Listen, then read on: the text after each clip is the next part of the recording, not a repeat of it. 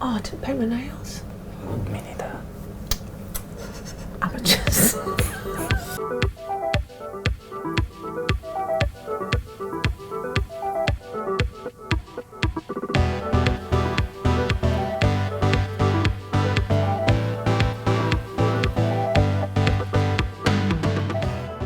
I'm Sarah Faruya and welcome to the Legends series. These are conversations that I have with people who I find absolutely fascinating, and I love it that there are so many ways to lead a life. And today I am so thrilled to welcome the amazing Yukiro Dravarious. Is that right, darling? That's right. Thank you for having me. I'm so delighted to be here today and to have you here. So how can I introduce this amazing human being? Please try. So Yukiro is the mother of the House of Schwarz. Yeah. Her drag name is Die Schwarzfrau. Is that right? Excellent. Yes, perfect. Thank you. He is a creative, a writer, a director, an actor, a script writer, a performer, a gamer, a reality TV reviewer on YouTube, a supermodel, a queer icon, a Tokyoite, a yogi, a singer with Denanoma, a former industrial band member. I don't even know what else he does, and I don't care because what we have to work with is out in front of us here today, and I cannot wait to get stuck into this. What's your story? How do we begin? Oh, where do we begin? Well, I was born in Sweden. Sweden. I'm Swedish. I lived in Japan for 12, 13 years, something like that, since 2007. I grew up in this really small town, of course, and it actually has a lot of Christian influences in this town, because we have a mausoleum and really big monuments from ages ago. The town itself, it contains of only 10,000 inhabitants, so everybody knew everybody basically. So it's very hard growing up in this little town, being queer and different. Yeah. As you can imagine. Yeah. But despite that, my childhood was quite nice, because it was a very idyllic town, you know, and I didn't really feel like I didn't belong until I probably hit middle school or something like that, when I started to gain more of a personality. Yeah. If that makes sense. Yeah, it makes absolutely perfect sense. So there's this really strong Catholic influence there, and there's this cathedral there. I mean, the pageantry, the draggery of it all. I mean, the Catholic Church is there's opulence, there's these, you know, the beautiful gowns and the beautiful hats and all the jewels and everything. Yeah. I mean, it's quite wild, isn't it? It's quite wild. Did that have any influence on you at all, do you think? Or unfortunately, there weren't so many people dressing up like that. Oh, right. I would have loved that. Austere. It was more very demure, very simple fashion. Oh, okay. So not popey then? No, it was not popey. I wish. I'm going to ask you an odd question, because it's a question that's very close to my heart. When did you get really tall? Oh, that's a very funny question. So I wasn't tall until maybe 16 or 17. I grew very late. I also hit puberty very late. So I had this squeaky voice until forever. Yeah. So yeah, it took me a while, but when I finally grew, it took me 2 weeks, and I grew 20 centimeters or something. But in Sweden, it's not Of that course not. tall. Yeah, you're right. You know, it's not oh wow, who is this giant? It's more oh, well, he's a little bit above average. Yeah. Yeah. That's more about it. Yeah. I didn't think so much about my tallness until I came to Japan, because here you're very aware of it, and you get aware of it all the time, because people tell you, oh, you're so tall. Yeah. So tell me more. What happens next then? 16, 17, you suddenly have this growth spurt, things start happening. The thing is, I was quite oblivious up to middle school how the world was. I was living in my little bubble of dreams, you know. Lovely. Fairyland. Yeah. And everything was perfect. But then I started to get bullied heavily. So that's when I started oh, something is wrong here. And I was heavily bullied for 6 years throughout junior high school, especially.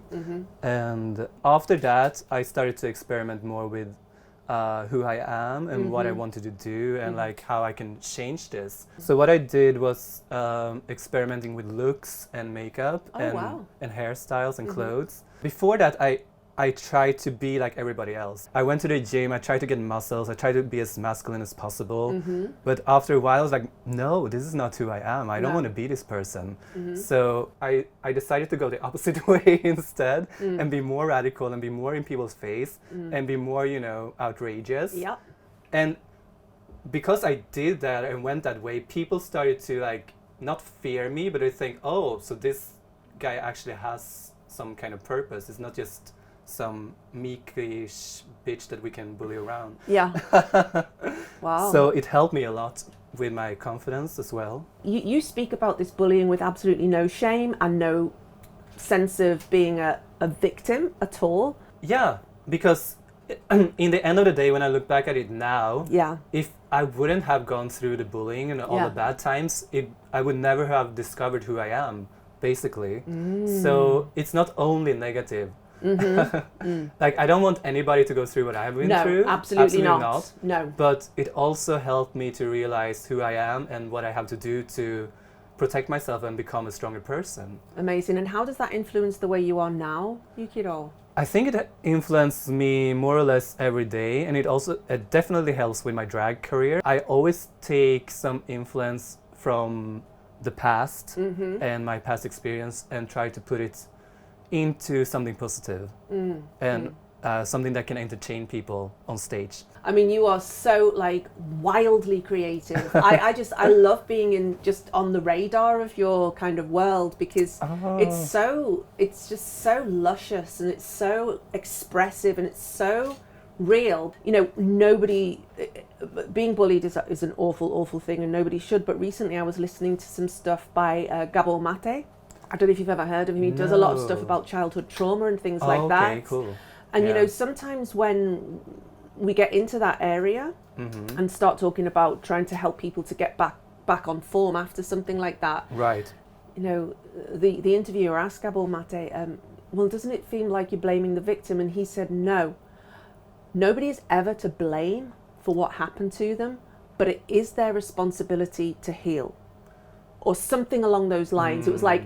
That sounds a bit harsh though. But yes, I know. But so it's not your fault that happened, but it is your responsibility to... Right. It's your responsibility to take control of it. I think it was in the context of addiction.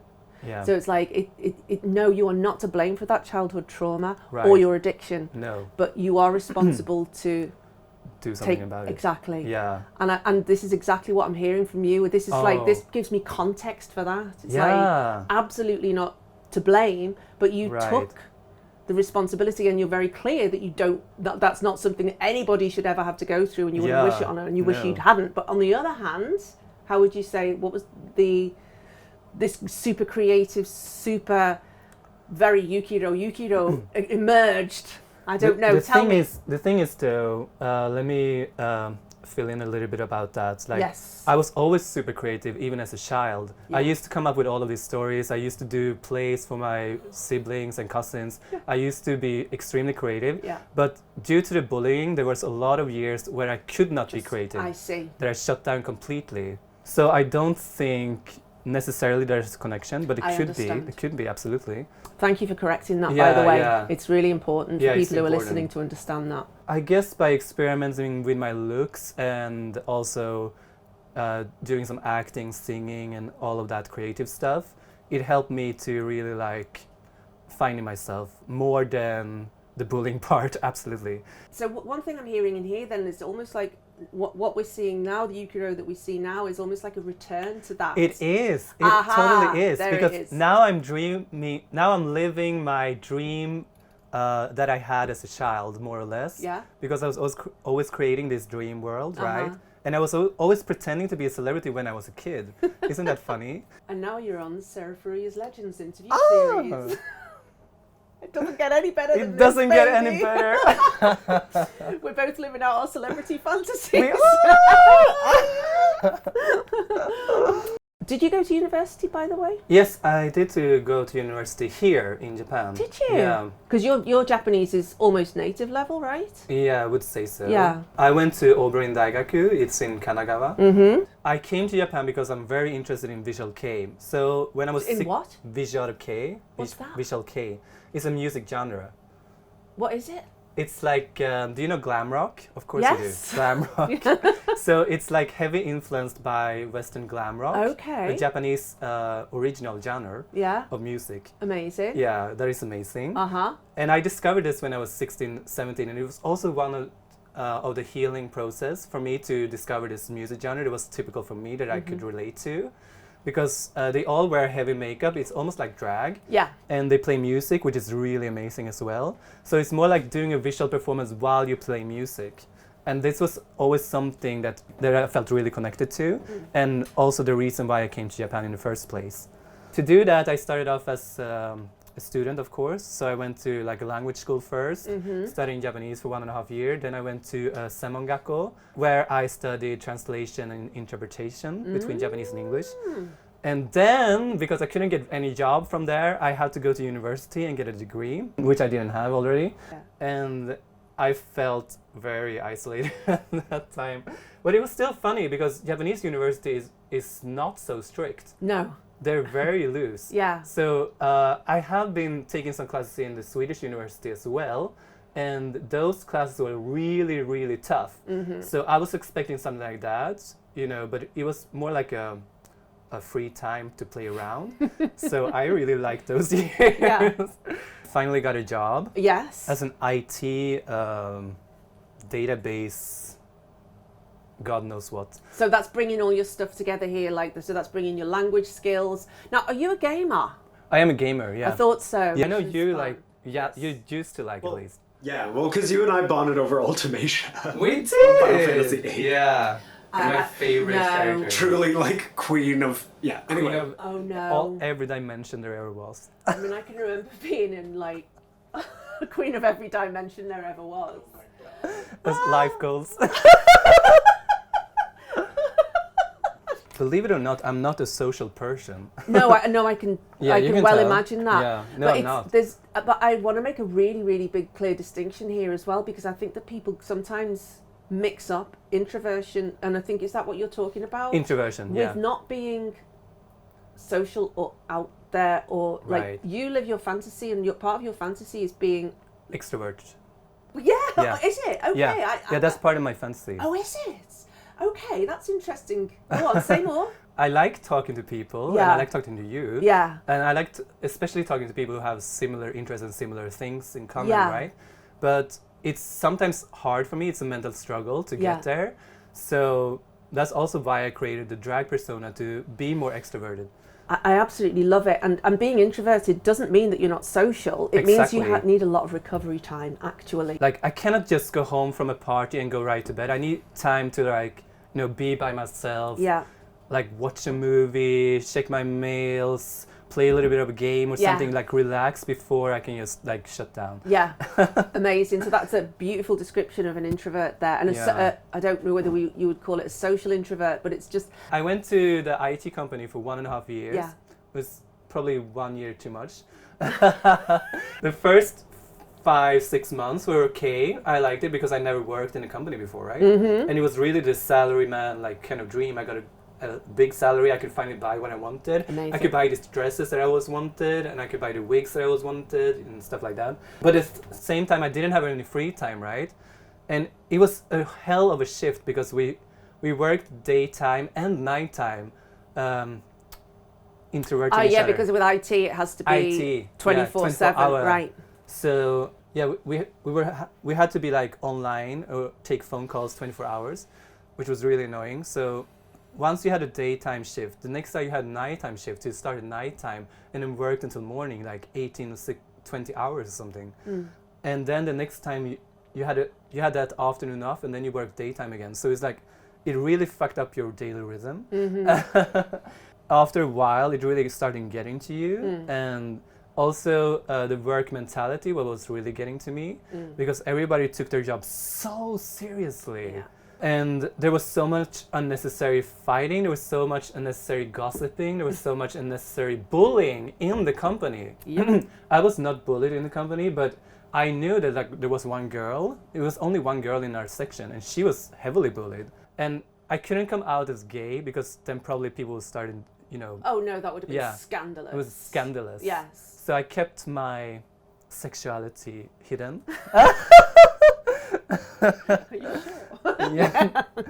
But it's so funny, like Japanese people don't realize right away that you're gay unless you say it out to them. Mm-hmm. They might assume, but they don't want to go there unless you... Yeah, which is nice, but it's also like a lot of bigotry, if you ask me. Like, I know, yeah. Because it's not really okay to be gay in this country, more or less. Not in the work atmosphere, at least. Yeah. So after a while, I started to become depressed working there, heavily depressed, on the verge of suicide almost. Like it was that bad. And then I had a night out with one friend that I don't meet that often, but he actually like took me out drinking, and we were talking about my situation in life. And I'm quite proud, so I didn't want to, you know, burden him with my problem. I didn't want to burden anyone. So he helped me. He had a big talk, and I broke down, and I, you know, was all in tears, and we shared bottles of the bottle. And then after that night, something happened. So I was like, I left my like paper to my boss like the week after, saying I cannot work here anymore. So after overcoming that hurdle in my life, which was really like, I was depressed. It was the first and only time I was depressed in Japan. So then I started to work as a kindergarten teacher. Or like preschool teacher. Mm-hmm. That was fun because I got a lot of energy from the children. The children was great. But then again, the Japanese system got to me after a while, right? So after 2 years at that, I quit that job and I became freelance. When did you start doing drag seriously in Japan then? Before, I wanted to be a singer, and I wanted to be like a visual kei performer, right? Oh. So I was trying to pursue that for years. I had a visual kei band called Dravarious. That's why I am Yukiro Dravarious. For a very, very short time. And then drag came, and I was like, maybe I should try this for a while and see how that goes. Yeah. I started seriously doing a drag show in 2012. Mm-hmm. But the thing is, I didn't think that I could have some kind of career in drag back then. But it was basically because of RuPaul's Drag Race that I loved from season 1. Yeah. That inspired me to actually like I always did like female impersonation by looks, but not as a performer, not like a lip sync or a dancer or something. So I thought after season 4 that, I can do this thing. Sharon Needles. Sharon Needles, exactly. Okay. Yes. Who didn't come? Who didn't come? Oh! What the fuck? What the freakiest fuck? She owes Tokyo a big excuse for this. Like, seriously. My idol. Watching this, Needles. If you're watching this, Needles. We want answers. The reason I bought the ticket was because of you. The reason I started drag was because of you. Why didn't you come to Tokyo? What happens next is the RuPaul shows me a whole nother world of drag queens, the American drag culture, which I was not familiar with, and which seems very nice and very like, I don't know. The good thing about RuPaul's Drag Queens is that you can see how they are outside of drag, right? Right, yes, you can see their boy. So you get to know who they really are, not just this facade that they keep on. I was really relating to that, I guess, and that's how my drag career started. So what I want to hear a bit more about, so you've like evolved to this kind of enormous drag persona that you have now with this fabulous makeup, and it is really professional the way that you look. Thank you. So there's a few things we just talked about there. So we'll come back to balls, but I wanted to ask you, like, so you're called Die Schwarze Frau. Die Schwarze Frau, yeah. So Die Schwarze Frau is what you call the drag name. Yeah. So that's the name that people give to their drag persona. right? Exactly. And then you also have the House of Schwarz. Of Schwarz, yeah. And you are the mother of the House of Schwarz. I am the mother of the House of Schwarz. What is a house? A house is kind of like a family, a drag family that does drag together and that has the same kind of, I wouldn't say aesthetic, but at least the same kind of, what is the word I'm looking for? Passion for the art form. Yeah. The house situation in Japan is very recent. It hasn't been a year yet. So it's very new to me too. Oh. So you've only had your family for a year? Not even that. Oh, a few months. Congratulations. Thank you. A new mother. The thing is, I have had drag children in the past, but I haven't called them drag children. Right. You just got that terminology now. Yeah. So it's like an apprentice almost, or somebody Absolutely, you take under your wing, or disciple. senpai kohai. Yeah. Disciple. Yeah. Oh, like that. A drag disciple. Like, so I first learned about these like houses and the drag families and the way that these kind of hierarchies work from the film Paris is Burning. Yes, me too. And there is also the ball scene very well portrayed, right? The ball scene. So these balls, I'm going to try and explain this in the best way that I can here really simply it's basically like a catwalk for queer people to show off and live their fantasy out in front of people. Right. And there's all these different categories. So you said about face. Yeah. And face is all about looking beautiful. Serving face, you say. Serving face. So that's how you have to portray your face in good gestures and like appeal to the judges. Madonna found Vogue through this, right? Yes, she did. So she took the Vogue from the drag queens or the ball culture. Yeah, I'm not a Vogue queen. My daughter is a Vogue queen, Stephanie Saint Schlatt. Oh. See, she's a wild one. How many people are in your drag family? There's 4 people right now. There's some coming in and out of the house. I don't know, like, now there's Lehorla, Angel Hearts, and Stephanie Saint Schlatt. And me. Who is it Julie, your makeup is horrible? Yes. Is she just one of your mates? She's just one of my mates. Yeah? She's not part of the house. No? We hate each other and we love each other. Okay. She's my nemesis. Yes. And we are making this Denanoma together. Ah. So we are in the same band now. So I love her as my evil sister. Yes. And she's also very, very good with makeup and everything. She's a fabulous drag queen. And what's good and funny about her is that she is a Bioqueen, meaning that she's not... She's biologically female, but she does an extravagant version of femininity through drag. We were talking at the very beginning of this about like living in our fantasy bubble and living our fantasies out, and that's exactly what that scene is all about, isn't it? Oh, I think everybody's living their fantasy at some point. Like, you are absolutely right. You have to. Do take courage.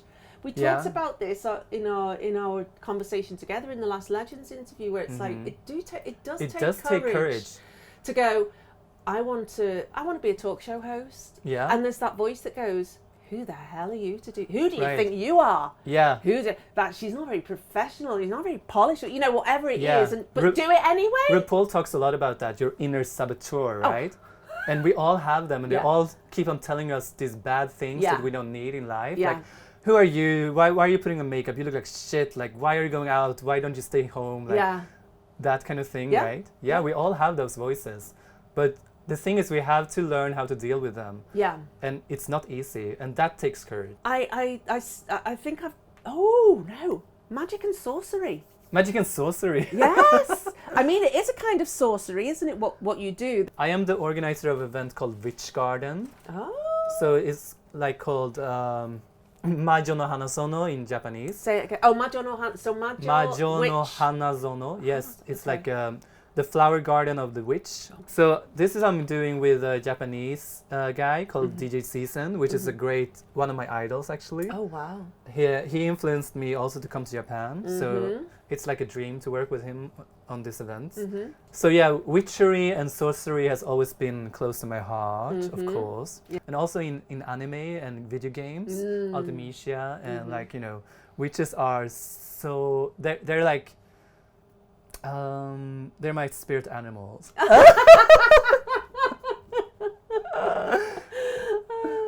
Where do you get your energy from?